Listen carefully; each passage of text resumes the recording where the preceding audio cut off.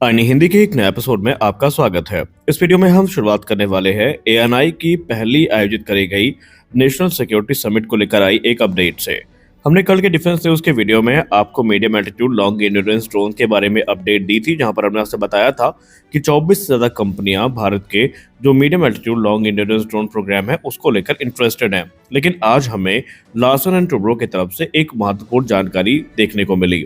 दरअसल Larsen and Toubro के senior vice president और हेड श्री अरुण रामचंदानी सर ने कुछ महत्वपूर्ण बातें करी हैं भारत के मेल डेवलपमेंट प्रोग्राम में या मेल यूएवी डेवलपमेंट प्रोग्राम में, जहां पर उन्होंने बताया कि लार्सन एंड टुब्रो और जनरल एटॉमिक्स किस प्रकार से लगातार डिस्कशन कर रहे हैं कि कैसे भारत की जो 87 medium altitude long endurance drone की रिक्वायरमेंट है उसको पूरा किया जा सकता है।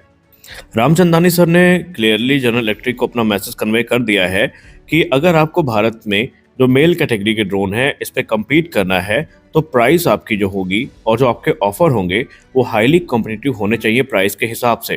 उन्होंने कहा कि इंडियन डिफेंस प्रोक्योरमेंट अभी भी फंडामेंटली जो लोएस्ट बिडर का प्रिंसिपल है इस पर ऑपरेट करता है और यही विजेता को डिसाइड करते हैं। उन्होंने ये भी डिस्क्लोज किया कि लार्सन एंड टुब्रो ने साथ ही साथ ये भी मैसेज कन्वे किया है जनरल एटॉमिक्स को कि जो सिस्टम वो बना रहे हैं उस पर इंडियन सिस्टम का जो इंटीग्रेशन का रास्ता है ये भी खुला होना चाहिए ताकि जो ओवरऑल कॉस्ट है उसको रिड्यूस किया जा सके और इंडिजनाइजेशन को बूस्ट किया जा सके। उन्होंने जनरल एटॉमिक्स से ये भी कहा कि सबसे महत्वपूर्ण चीज़ जो आपको भारत के मार्केट में स्टैब्लिश होने के लिए चाहिए वो है लो प्राइसिंग। जी हाँ, उन्होंने कहा कि प्राइसिंग एक महत्वपूर्ण फैक्टर है जो कि इंडियन मार्केट में आपको बनाए रखने के लिए ज़रूरी है।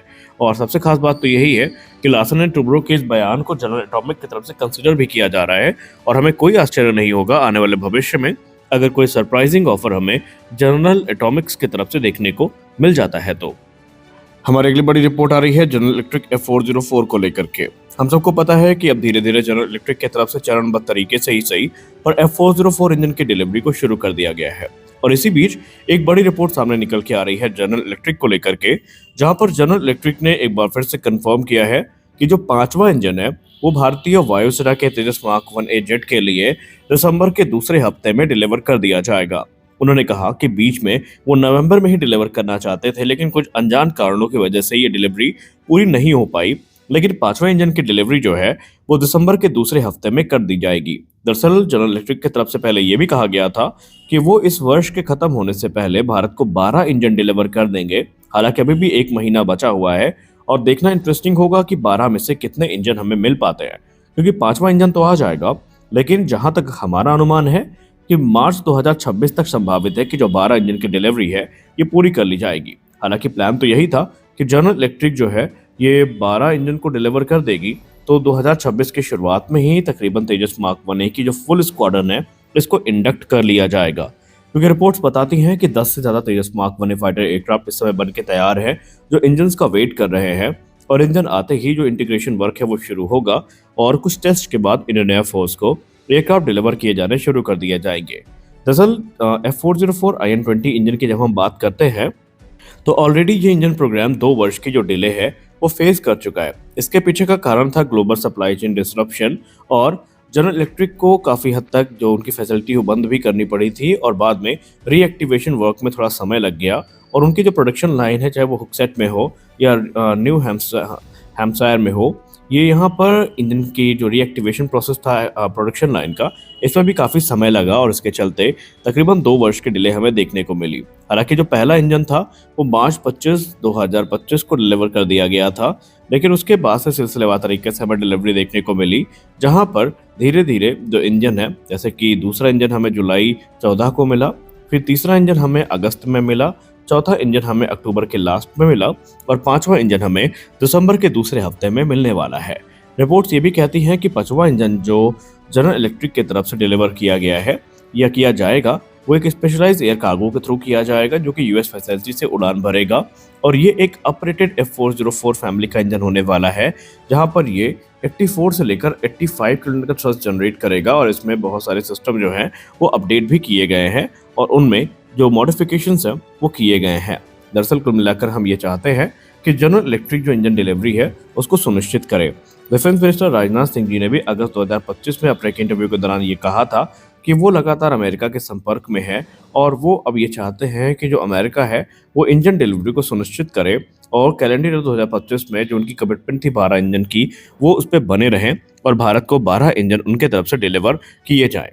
हालांकि 12 इंजन में अभी सिर्फ 5 से 6 इंजन ही हमें मिलेंगे और उसके बाद देखना ये है कि जनरल इलेक्ट्रिक का आगे का सफ़र कैसा होने वाला है, क्योंकि हमारा और जनरल इलेक्ट्रिक का साथ अब बहुत छोटा नहीं है बल्कि ये लंबा साथ होने वाला है, क्योंकि हाल ही में हमने अभी 100 से ज़्यादा इंजन का जो कॉन्ट्रैक्ट है वो साइन किया है और इसके अलावा एक बड़ा कॉन्ट्रैक्ट जो है वो साइन होने वाला है जो कि F414IN S6 इंजन को लेकर के है, जो कि 98 किलोमीटर का थ्रस्ट जनरेट करते हैं और ये 80% टीओटी के साथ भारत में ही बनाए जाएंगे। माना जा रहा है कि 2026 मार्च तक ये डील फाइनलाइज कर ली जाएगी और ऐसे में भारत की एक बहुत बड़ी दुविधा जो कि इंजन को लेकर के है उसके रिजॉल्व होने की संभावनाएं अब प्रबल रूप से दिखाई दे रही हैं। लेकिन जरूरी यही है कि जनरल इलेक्ट्रिक अपने कमिटमेंट पर बनी रहे और जो कमिटमेंट उनके तरफ से करी गई है उसके अनुरूप ही जो इंजन डिलीवरी है वो की जाए। आप जनरल इलेक्ट्रिक के इंजन लेट करने के रवैये से कितना सहमत है और आपको क्या लगता है इसके पीछे के एक्चुअल कारण क्या हो सकते हैं? क्या अमेरिका जानबूझकर ये कर रहा है? आप अपनी राय कमेंट सेक्शन में जरूर दें। हमारी अगली बड़ी रिपोर्ट आ रही है ब्रह्मोस एनजी को लेकर के। ब्रह्मोस मिसाइल की उपयोगिता भारतीय सेना में क्या है, इससे हम सब भली भांति परिचित हैं। ऑपरेशन सिंदूर में ब्रह्मोस की त्रासदी पाकिस्तान ने झेली और अभी पाकिस्तान इनके खौफ से बाहर आया भी नहीं था कि भारतीय वायुसेना को लेकर एक और नई रिपोर्ट सामने आ गई। ब्रह्मोस एरोस्पेस के चीफ जनरल मैनेजर ने मीडिया से बात करते हुए ये बताया कि इंडियन एयरफोर्स अभी ब्रह्मोस को लेकर अपनी प्रतिबद्धता को जाहिर कर चुकी है। उन्होंने कहा भारतीय वायुसेना तकरीबन 400 की संख्या में जो ब्रह्मोस एनजी मिसाइल है इनके तरफ जा रही है, जिनकी कीमत अप्रोक्सीमेटली 8000 करोड़ रुपए है। जी हाँ, ये जो मिसाइल हैं ये बेसिकली इस समय 2026 में अपने ट्रायल से गुजरनेगी और इसके बाद इनको भारतीय सेना में या वायुसेना में खासकर पहले इंडक्ट किया जाएगा। ब्रह्मोस एनजी को माना जा रहा है मुख्य तौर पर तेजस मार्क 1A में और राफेल में इंटीग्रेट किया जाना है। हालांकि सुखोई 30 MKI भी इनके लिए मेन प्लेटफॉर्म की भूमिका निभाएगा।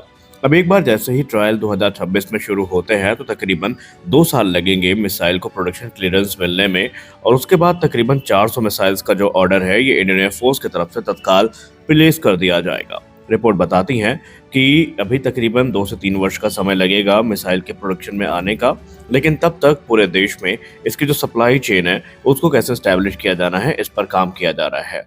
देखिए, ऑर्डर कमिटमेंट एक क्लियर इंडिकेशन है कि भारतीय वायुसेना बहुत ही बेसब्री से इन मिसाइल्स का वेट कर रही है और जैसे ये बन के तैयार होती हैं आने वाले भविष्य में इनके नंबर आश्चर्यजनक रूप से काफी ज्यादा बढ़ेंगे।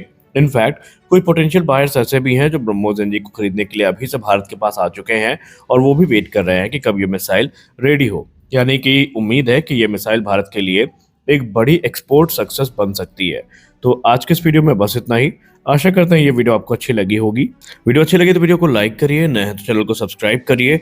मिलते हैं अगले वीडियो में कुछ और अपडेट्स के साथ, तब तक के लिए जय हिंद।